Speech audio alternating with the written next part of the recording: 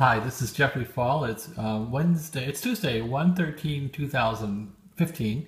I want to show you all tonight how we do a backup of a VMDK using a script and not using the GUI. So this will do a backup end-to-end of a VMDK on a Linux machine on the AT&T BTL without using a GUI at all. Here we're getting the name of the VMDK, the path for the VMDK, for a Linux virtual machine called HLXTIL0500. We'll detect the path of VMDK. Here we got the VMDK. Now we're going to load the VMDK into a data set. So here we're making a data set synthetically using the name we got from proxy CP.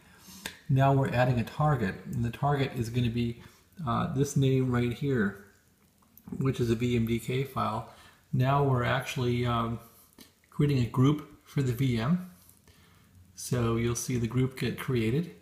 And now we're going to add the client. And the client is this HLXTIL0500. And when the client is done, I think we're going to work on the proxy next. This takes a moment. Okay, yeah, now we're adding the proxy to it. So here's the proxy line here, adding the proxy.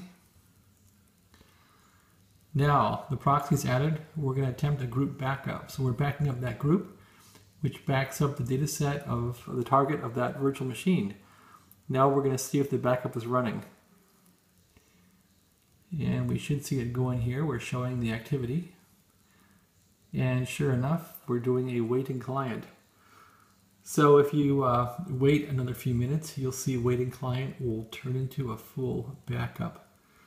So indeed, we can actually have this backup running now with mccli and proxy CP and backup a specific VM with a specific VMDK, which is hard disk 1 on Linux, without using the GUI whatsoever. Thanks for watching the video. Have a good day.